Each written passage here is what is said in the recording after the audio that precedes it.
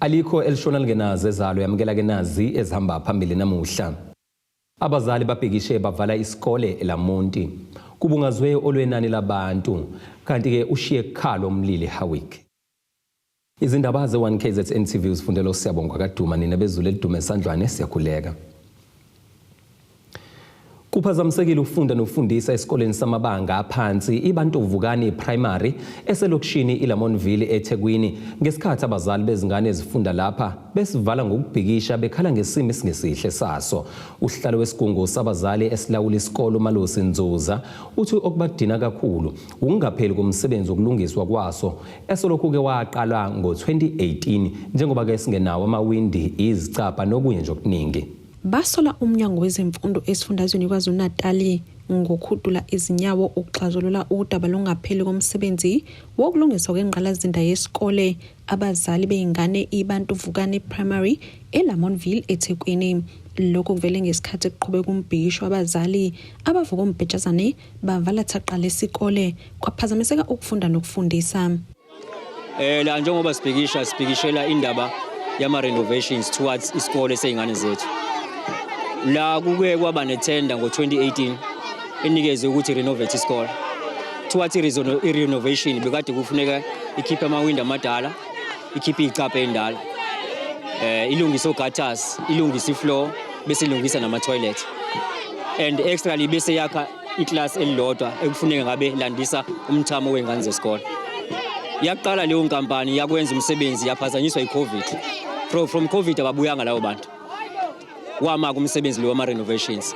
Ngonyaka odlule idepartment inikeze itender yesibili abantu ukuthi abaqedele umsebenzi. Baqale labo bantu ngoAugust.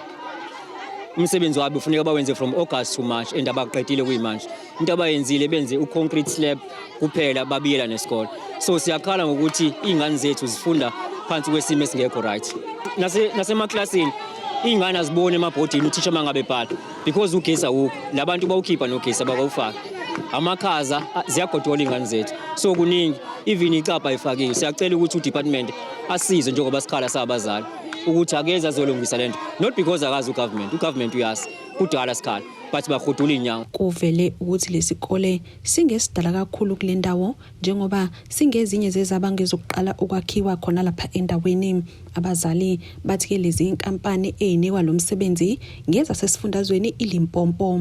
Bathi ke ungaphothulwa kwalomsebenzi kubeka engcupheni impilo yabafundi ebugebengwini kanti ke futhi isikole sesiphuthelwe ukuhlomula kuxhaso lwezinsiza kufunda izikhawe eziningi ngenxa ke yaso lesimo. Sabazali sizizwa sibhlungu kakhulu. Ngieda nje kuloko sisi bekade kukhona inkampani ukuthi ngeke ngisho ngegama. Ifike on Tuesday ifuna ukuzoletha ama computer. Izowaletha kanjani ama computer izicapha zingekho. There is no safety if bezoletha ama computer up. There is another company efike izolo ifuna uzofaka insiza kusiza zase kitchen because ikitchen sinalo kwalona. Funa ufaka itofu namatafula ukuhambisa ingane mangabe zidla. Abakwazi ukwenza lokho because ibuilding kanje. So izona ingqinamba esibhekane nazo leso. Ngokuthola kweziko lezindaba ibalelo ku25 million wamarandi imali esikhishiwe kulomsebenzi okuze kube manje kakenziwa lutho olutheni. Abazali bafuna ke umnyango uyifikele mathupha nempendulo. Sifuna ugovernment angenelele na itender ikwazi ukuthi yena inikezelwe umuntu ofanelekile wala eKZN aphinde isikhathi esishiwo sokuthi akasebenze isikhathi esingaka asebenze leso sikhathi abese yaqeda. Iyona into esidingayo lelo na ukuthi yena abantu baselokishini bakhona nawo ilokhuzana abawosonkontileka esivele sinabo la. So kwaneliswa ukuthi uhulumeni ufike wona uqobo asitshele ukuthi manje kusukela manje kuzothatha isikhathi esingakanani ukuthi isikole silungiswe ukuze izingane zethu zizophepha ngendlela ehlelekile. Imizamo yokuthola lo umnyango wezemfundo esifundazweni yephunzile. Indabeni ze1 KZN TV kube uNtom khona Mvubu ngeseThekwini. Ungqongqoshe zokuthuthukiswa komphakathi kwisifundazwe KwaZulu-Natal uMbalishinga uthi kubalekile ukuthi bazi ngesibalo sabantu emphakathini nokulekelela kakhulu ke ekutheni mase kulethwa izinsiza bazi isibalo. Ukusho lokhu ngesikhathi kugujwa usuku iWorld Population Day eMzumba ogwiniseningizimu nesifundazwe. Ungqongqoshe zokuthuthukiswa komphakathi kwisifundazwe KwaZulu-Natal uthi kubalekile ukuthi bazi ngesibalo sabantu nokulekelela kakhulu makuhlinzekwa ngezinsiza emphakathini. Ukusho lokhu ngesikhathi kugujwa iWorld Population Day eMzumbe ogunuluseningizimu nesifundazwe KwaZulu-Natal. Sizogubha noma sicommemorate usuku olubizwa ngokuthi World Population Day. So lolu suku lolu lugujwa amazwe onke omhlaba. Singathi social development kodwa lithinta iminyango yonke ngoba okubalulekile ukuthi sazi ukuthi abantu bangakanani ezweni bawobani nokuthi futhi lokho kusiza ukuthi kushape ukulethwa kwentuthuko kubantu. But also there are issues abantu ababhekene nawo building up to this event izosike saba ne dialogue nentsha yendawo. So uthola ukuthi sikhulumisana nawo ngezinto nje ezithinta impilo in general. Uthola ukuthi kusakhona imizi saphethwa abantwana abahlala bodwa, child headed house homes. Kusakhona abantwana abathi abathola abantwana bebancane teenage pregnancy abathi abayisebenzisa izivikeli inzalo ngenxa yezimo ezithile. So ke njengomnyango lokho kusisiza ukuthi siplaneke inhlelo zethu kuya phambili nokuthi sizosebenzisana kanjani nabanye abantu. Iqhuba uthi abantu akufanele baxakazisane uma kufika izinsiza zikahulumeni. Mhlambe mase kubanga izinto ezifana nezindlu uthola sebeyamhlukumeza lo bathi abahlali la. So ingakho sino home affairs lana ukuthi kubalulekile ukuthi abantu kuze bathola ama services ahulumeni kube bahleli endaweni ngokusemthethweni bama South Africans. So lapho kungekho lokho siyawucela umphakathi ukuthi usuku ayidingi ibona ukuthi bazenzele ngezandla zabo ngoba vele iservice yahulumeni umuntu ongenayo ID yase South Africa ngeke ayithole. So kusuke kungafanele baze bakhulumisane bodwa ekuhlali kuze kusuke ingxaki. Imeya kaMasipala uMzumbe naye igcizelele ekutheni kubalekile ukuthi saziwe isibalo sabantu nokusiza kakhulu ekutheni makulethe insiza zahulumeni. Usuku la kubhekwa khona ubungako babantu emhlabeni bese ukuze uhulumeni abe nendlela yokwazi ukusetha ihlelo lwakhe lwebudget ngoba we all know ukuthi mangabe sihlela into yama budget sihlela according to inumber yabantu abakhona kuleyo naleyo ndawo. So ke umhlaba wonke njengamanje kade ngibheka ku statistics report le ekhishwe ngo2023 ibiveza ukuthi at the moment abantu abakhona they are close to 8.2 billion emhlabeni. So lokho ke kwenza ukuthi ke kube ukuthi uhulumeni emhlabeni ngokuhlukahlukana kwamazwe abe nendlela yokuhlela ukuthi bakwazi abantu ukuthola ama services. However iproblem esiba nayo ke ile ukuthi abantu ba move from kwamanye ama areas to other areas. For instance thina ngapha ezansi of in the southern part of KZN sine boundary esihlukanisa kunye neEastern Cape. There are people who are coming from Eastern Cape bezothola ama services ngapha of which ngesikhathi uhulumeni omkhulu ehlela into yokubudgeta uhlela ngokwenumber yabantu abasuke bekhona kuleyo ndawo ngaleso sikhathi. Lumbiko beniwethule lo Zamando Sicele wezindaba ze1KZN TV ngisemzumbi. Indawo yaseHawiki ayishiyekanga ngaphandle kwezigameko zemlilo ezihlasele izingxenye zesifundazwe KwaZulu-Natal ezidala umonakalo omkhulu. Umphakathi waseThokoza uthi awazi ukuthi kungaba yini imbangela yomlilo oqubuke ebusuku besalele obuqhabuka amalangami.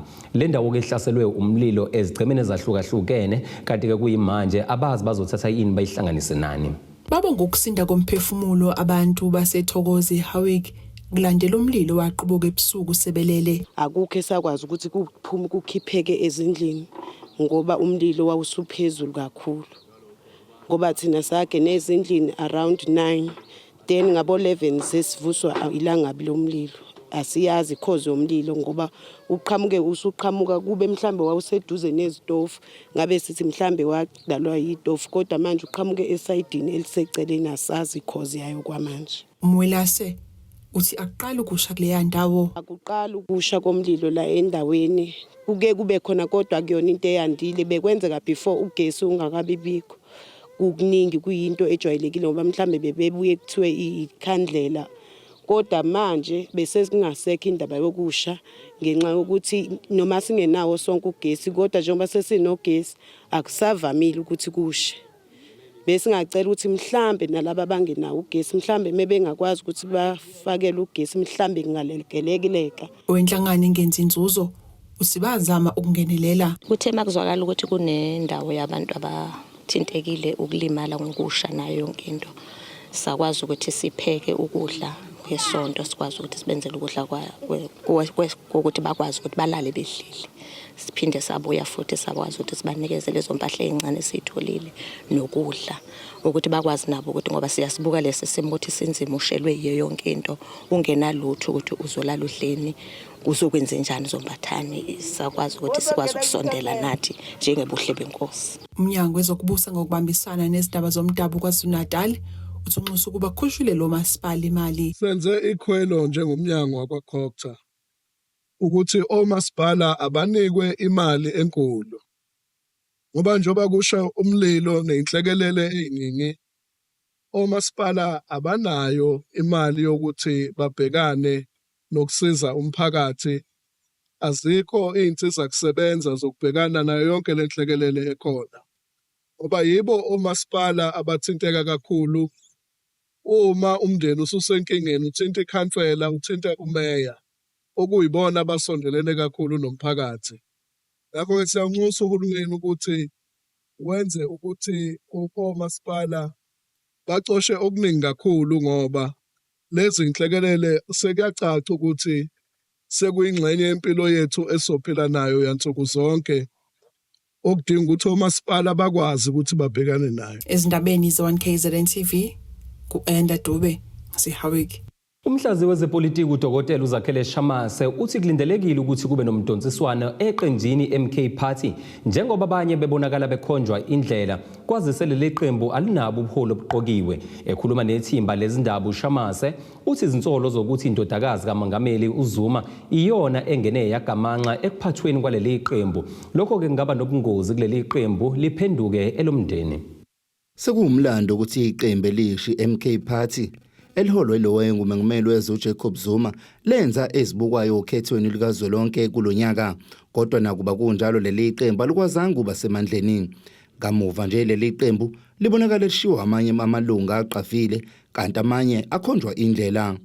Ungabi nabaholi abavele ezinhlakeni zeqembu ezinye zezinto ezidala uqhekeko kuleli qembu ngokusho komhlaziyi wezepolitiki uDokotela uZakhele Shamase. Kube iqembu elivela ukhetheni adla umhlanganiso lakhe umlando kodwa lingazange lihlale phansi libe nenkomfa libe ukhetha abaholi ngokwama delegates athunyiwe lingenazo izinhlaka ezaziwayo nezisemthethweni lingenawo nama branch akhona amaziko akhona so into enjengalezo fanele zenzeke eqembini njenge MK Party and khona nanokuthi phela ke kube khona umcabango nama narratives athi sekuseyiqembu lisaphethwe umndeni owodwa ngoba upresident esimaziyo uyedwa. Abaningi abezela ngenhloso eziningi abanye vele balithandile bese bekhathele emaqembu abaphuma kuwo omunye bengekho iqembini nje kodwa vele wathanda umsholozo wathanda iMK Party nekumele wavele wajoyina. Manje ke maningi ama expectations nokulindela ukuthi ngahle abantu bahlomula abanye babheka ikhundla. Kamuva nje kubonakala kusule esikhundleni uAntazwane nobephethe isikhundla soba unobhala kuleli qembu nokuvela ukuthi akazange kwamukele ukuhamba kwakhe umengameli uZuma njengoba emphoqile ukuthi ahlale. Lokhu kuveza ngokusobala ukuthi kunabathile abazama ukumgudluza ngaphakathi ngokusho komhlaziyi. Lokho kwenzeka kuMK Party into elindelekile ngoba ayikabikho izinhlaka ekhona konke ama province nakuzo zonke indawo esingabiza ngama branches a legitimate na constituted ngendlela efanele.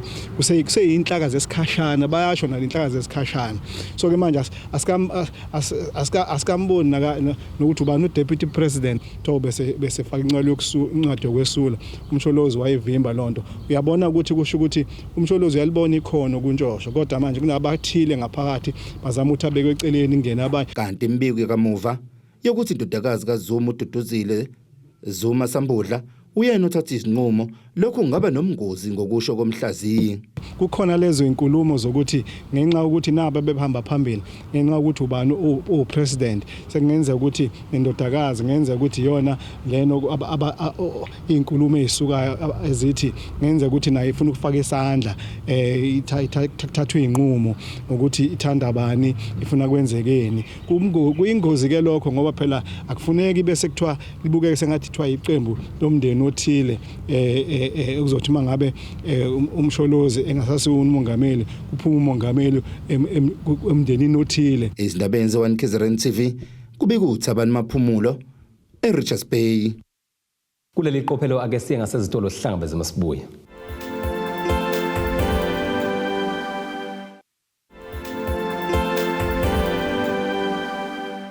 Asikubingelele siphinde sikwamukele uma ngabe usanda kubukela izindaba zethu nazi izihloko ezihamba phambili namuhla. Abazali babhekishe bavala isikole eLamonti. Kubungazwe olwenani labantu kanti ke ushiye khalo umlili Howick. Iqembu i-Economic Freedom Fighters wisifundazwe KwaZulu-Natal lithi lisamile ekutheni lifuna kuqalwe phansi ukhetho kwamakomiti eminyango kahulumeni njengoba bekholwa ukuthi akulandelwanga imigudu efanele. Leli qembu lisho lokhu likhuluma neziko lezindaba eThekwini. Iqembu iFF kulesi sifundazwe lithi selinde impendulo kusomlomo uNontembeko Boys mayelana nesicelo sabo sokuthi bafuna kuqalwe phansi ukhetho kwamakomiti ngoba bakholwa ukuthi kunezinto engalandelwanga kahle. Sinayike la ongosihlalo uYEF kulesi sifundazwe uMongezi Thwala esobheka naye ukuthi mangabe ukuthi beveza ukuthi bafuna kuqalwe phansi kanti kwenzakalani ngosuku lawo umhlangano. Thwala siyakubingelela, siyabonga ngesikhathi sakho. Angibingelele ngibonge ithuba kumibona ngolimi stage 1KZN. Sihlalo ningabanye abengxenye yawo umhlangano kungani mangabe senithi umhlangano ufuna uqale phansi kukhethwa kabusha amakomiti? Ngomhla ka-14 kuJune kuzokwazeka ukuthi ilegislature yahlala okokuqala kunomgomo esayisulandela ukuthi nayihlala ilegislature okokuqala kuyaye ku-adoptwe ama-rules ilegislature ezokwazi ukuthi iqhube ngawo umsebenzi wayo. Kwenzekile-ke lokho sakwazi ukuthi sivote ngomhla ka-14 savumelana sisishaya umthetho sonkana onke amaqembu ezepolitiki ukuthi akhona ama-rules akade sesiwasebenzisa kwi-6th administration awaqhubeke futhi lawo ma-rules asinazo noma asinayo imbono ukuthi lawo ma-rules asengashintsha yonke i-legislature business esazoqhubeka phambilini kuzosetshenziswa wona lama rules lawo esaswa-adoptile. Okuthe kwenzeka ngomhla ka 28 sasilindele ukuba ngabe uSpeaker ubizile umhlangano ngoba kuwo lawo ma rules khona la kushicelelwe khona usection 995 okubeka ngokusobala ukuthi uSpeaker kumele abize umhlangano wokukhetha usihlalo kwamakomiti ukunye nokukhandwa kwamakomiti within 7 days. Nalapho futhi khona anganayo flexibility ustrict lo mthetho uyakubeka ngokusobala ukuthi the speaker must convene i-legislature within 7 days obekade kuyi-second sitting silindele khona ukuthi uSpeaker asebenzise wona lama rules kepha akazange kwenzeke lokho. Esithe noma sifuna impendulo ezicacile sangayithola impendulo ezicacile kunalokho uSifisa ubegwamandele uSpeaker ubegwamandele amandla ekwazi ukuthi esuppress njengamalunga e-legislature lokho kungazange usithokozise neze.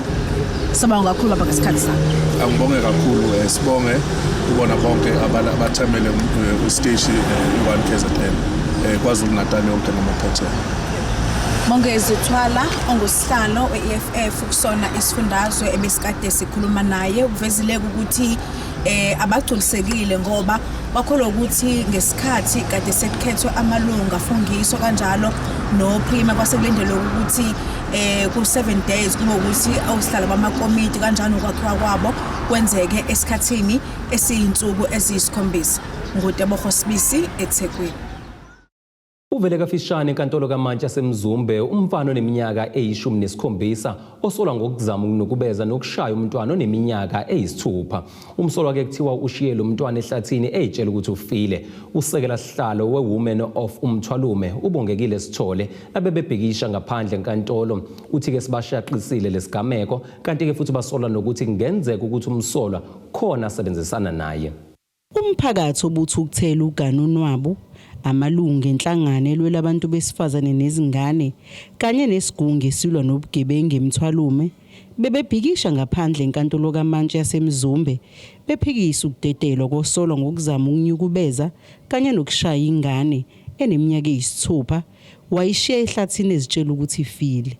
Othe ephuma esikoleni wahlangana nengane encane ibuye esikoleni wasiyayithatha wayifaka ehlahleni. So ke nje wasika namhlanje sihlangela neforum ngoba ibona abantu asebenzana nabo leli ivangeli siyalishumayela kakhulu emphakathini ukuthi abantu abayeke lento abayenzayo kodwa kubonakala ngazi ukuthi kunokuthi kwehla isimo kubonakala sinywa kakhulu nanokuthi kusimangaza kakhulu ukuthi lo mfana mncane siyazibuza ukuthi ngabe mhlambe kukhona yini omunye umuntu ongemva kwakhe mhlambe asebenzisana naye kuba ngumasimbuka moncane kakhulu. Uthi ngokombono wakhe usola izidakamizwa ngalesigameko. Ngokwami ukubona ngicabanga ukuthi ilento ihlobene nama drugs ngoba mangabe ngiqala ukuthatha istep number 1 ngiyomfuna la efunda khona ngithola ukuthi vele umfana besuspendiwe ngoba ubanjwe ebhema ama drugs ngesikhathi sokufunda ema toilet. So uphuma ehlangana lengane nje esikoleni ngoba ubevele ephume before time ngoba utheme ebuya nomzali kwathiwa athi cha kufuna lo umzali wakhe okuyena obhaliswe phansi. Uma ngabe behamba sebuyele ekhaya ila ehlangabezana khona nengane ngicabanga ukuthi nje lento ihlobene kakhulu nama drugs ngoba la emthwalume ngingawusho naphambilini ukuthi izinga lama drugs ningakhulu. Ubabekazi kaMsolwa uthi kubazwisa ubhlungu kwenziwe umntwana wabo kodwa bazomukela noma isiphi isijezu sazosithola. Ngithuke kakhulu njengomuntu okuyena okhulise umntwana. Konke lokho esengikuzwa nengikubona namhlanje kuyangithusa kakhulu. Kungithusa kakhulu ngiyazwelana nabo bonke abehlakalelwe angifuni ukuqamba manje inhliziyo ibhlungu nami ngumzali inhliziyo ibhlungu kodwa ngididekile sizosamukela noma kanjani sisi asinayo ichoice mayonile umntwana afana kaJese.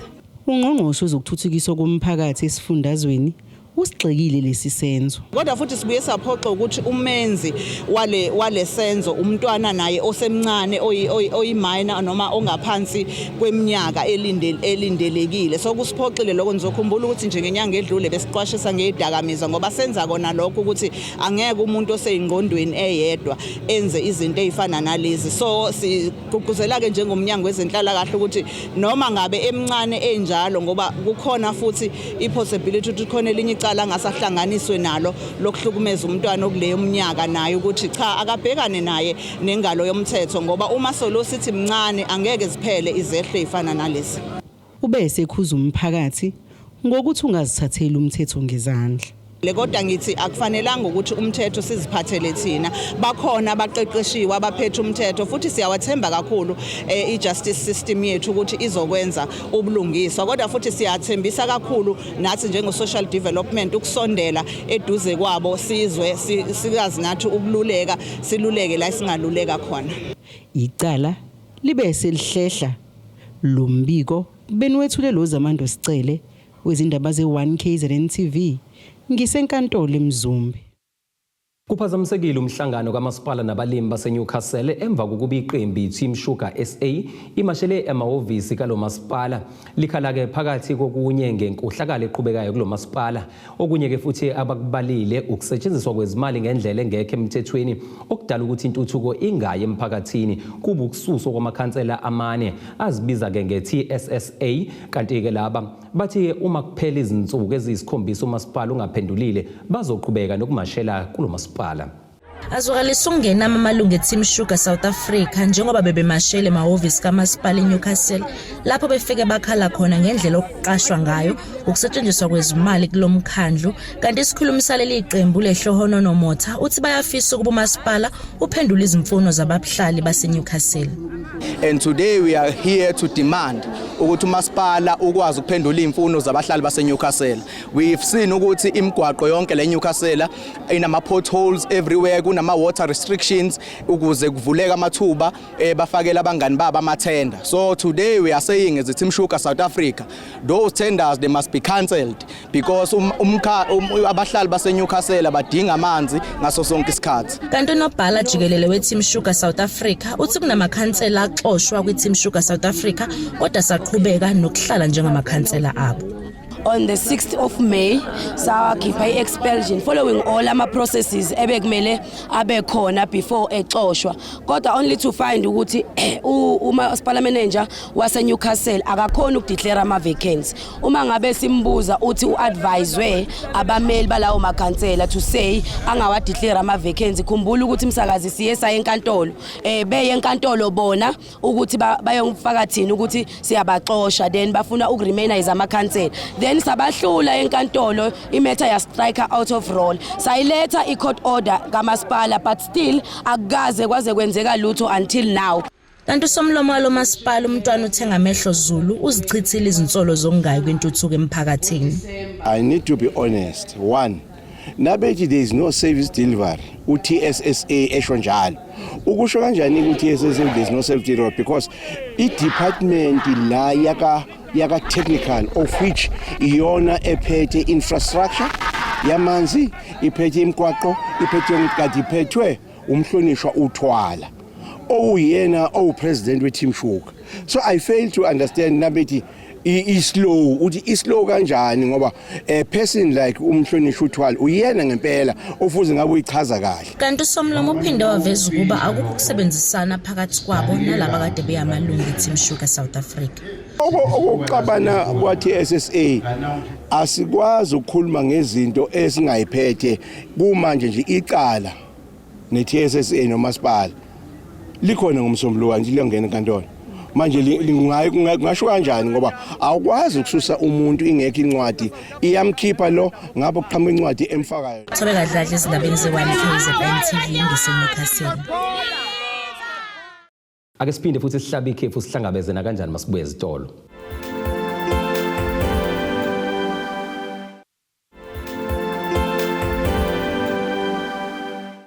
Asiphinde sikubingelele sikwamukele futhi mungabe usanda kubukela izindaba zethu yamukela nazi izihloko ezihamba phambili namhlanje. Abazali babhekishe bavala isikole eLamonti kubungazwe olwenani labantu kanti ke ushiye ekhalo umlili eHowick. Kuleli qophelo ke singena sijule ngosine zomnotho.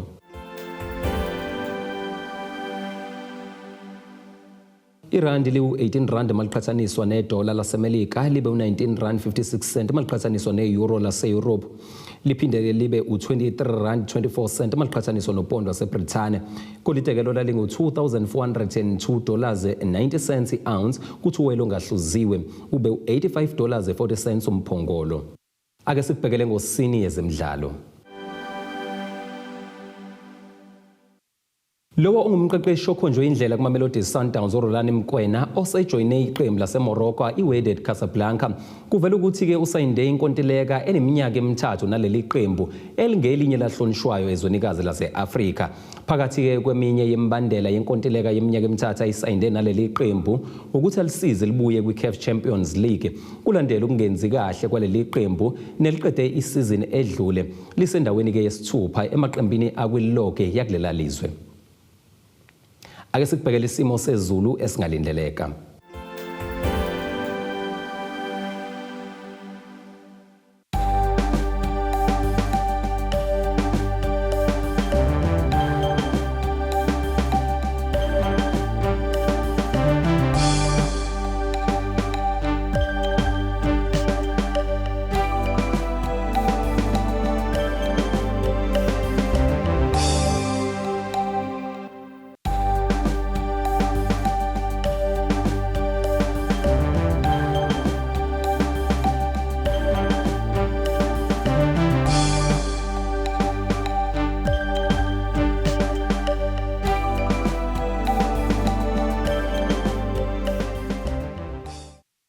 Zulu mnyama indlela zimhlophe ngeziguqisi ebezikuphathele zona namhlanje sihlangabeze futhi kusasa ngesikhathi esifanayo nethimba.